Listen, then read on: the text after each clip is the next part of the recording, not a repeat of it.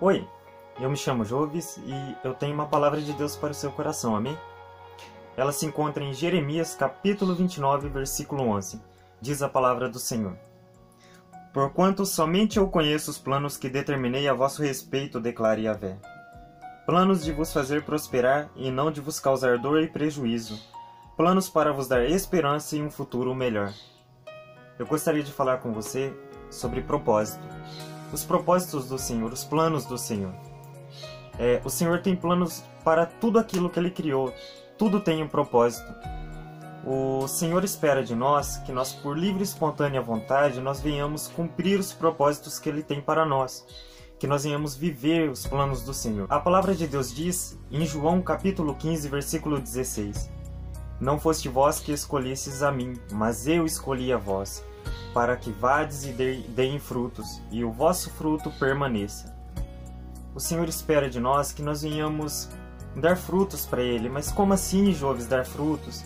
Que nós venhamos expandir o reino de Deus, através das nossas atitudes, através da nossa pregação, da nossa mensagem, que as pessoas possam ver em nós o Cristo que um dia padeceu na cruz do Calvário. Só que muitas vezes nós acabamos optando em seguir os nossos próprios caminhos, os nossos próprios propósitos. O Senhor determina algo sobre nós e nós vamos por outra direção, por outro caminho. Isso me traz à mente os discípulos a caminho de Emaús. Eles estavam em Jerusalém, aí aconteceu a crucificação e eles ouviram boatos sobre a ressurreição e tudo e decidiram ir para Emaús. E os dois estavam caminhando. E eles iam comentando entre eles: poxa, nós acreditávamos que Jesus seria o libertador, que ele seria o Messias, que ele seria a nossa salvação do Império Romano. A expectativa deles estavam totalmente erradas em questão a Jesus ser só um libertador do Império Romano, dizendo melhor. Jesus estava ali por um plano muito maior do que eles estavam pensando. Jesus estava ali, na cruz do Calvário, libertando a humanidade da escravidão do pecado, da morte eterna. Jesus conquistou no Calvário a nossa salvação. E os dois estavam comentando, mas na cabeça deles o propósito era aquele, que Jesus fosse um libertador do Império Romano, pois o que assolava eles naquela época era o Império Romano.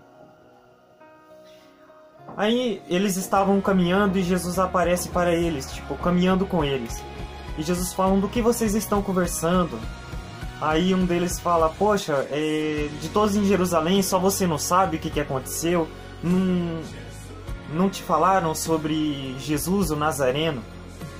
E Jesus começa a conversar com eles e Jesus vai explicando: poxa, mas o Messias não havia de padecer pela humanidade? O propósito de Deus não era esse? Que ele viesse a sofrer pelos pecados da humanidade e etc. Não está escrito exatamente assim, mas a palavra diz que Jesus vai trazendo a revelação de quem era o Messias no decorrer da Escritura. Eu quero que você entenda que Jerusalém aqui simboliza nessa mensagem o propósito de Deus. Eles deveriam estar em Jerusalém esperando a ressurreição de Jesus.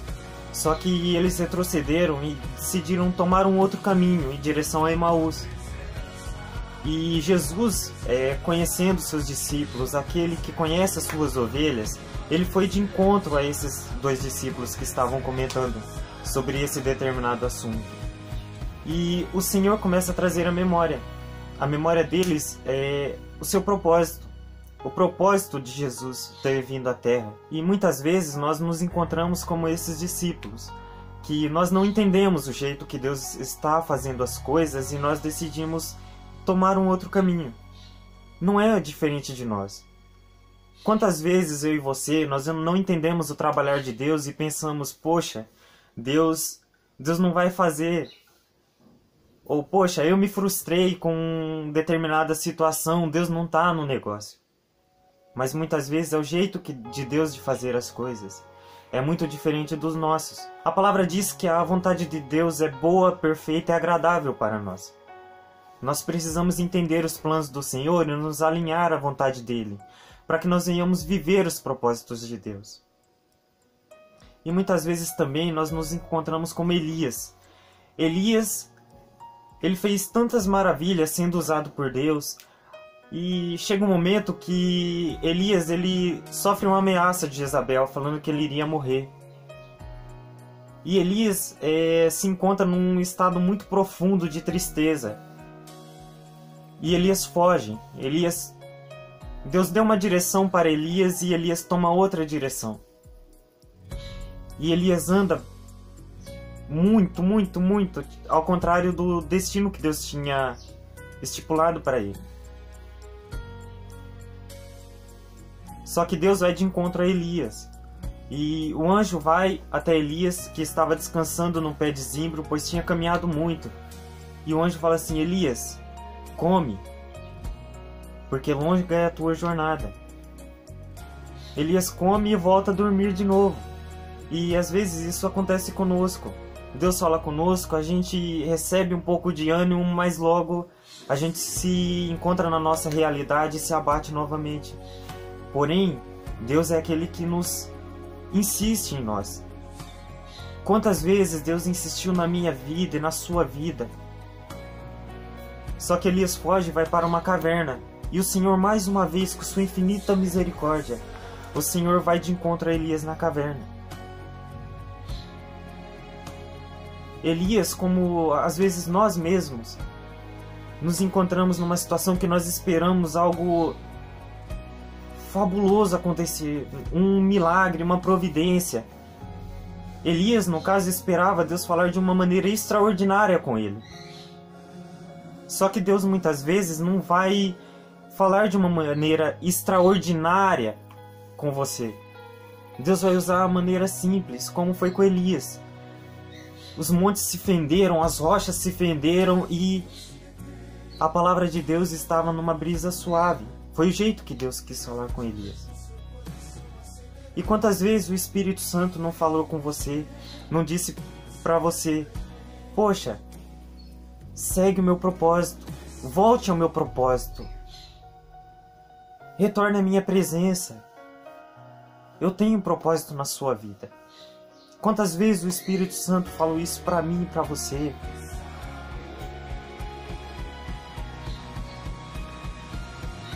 E nós nos encontramos frustrados como os discípulos de Emaús, ou com medo como Elias, por uma opinião contrária de alguém que não tinha a acrescentar, de alguém que não determina o nosso caminho.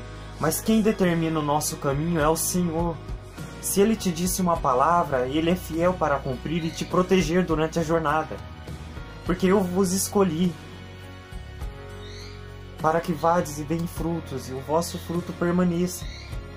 E tudo que pedirdes ao meu Pai em meu nome, eu vos concederei. Não vai te faltar.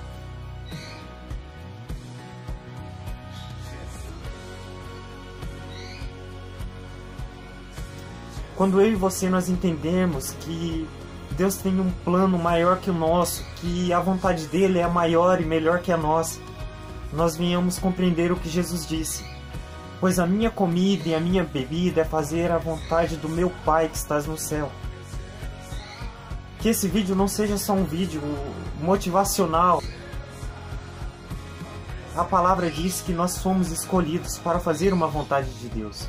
Que eu e você nós possamos viver essa vontade de Deus, amém? Se você se encontra fraco, que você encontre força, que o Senhor vá de encontro a você. Se você não conhece a Deus, saiba que Deus tem um propósito na sua vida. E Deus espera viver esse propósito junto com você e estar com você na caminhada.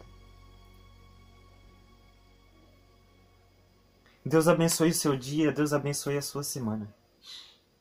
Se você quiser algum vídeo sobre determinado assunto, um determinado tema, você pode colocar aqui nos comentários que eu vou dar uma lida e eu prometo me esforçar para fazer um conteúdo legal para você, amém? Deus te abençoe. Até mais.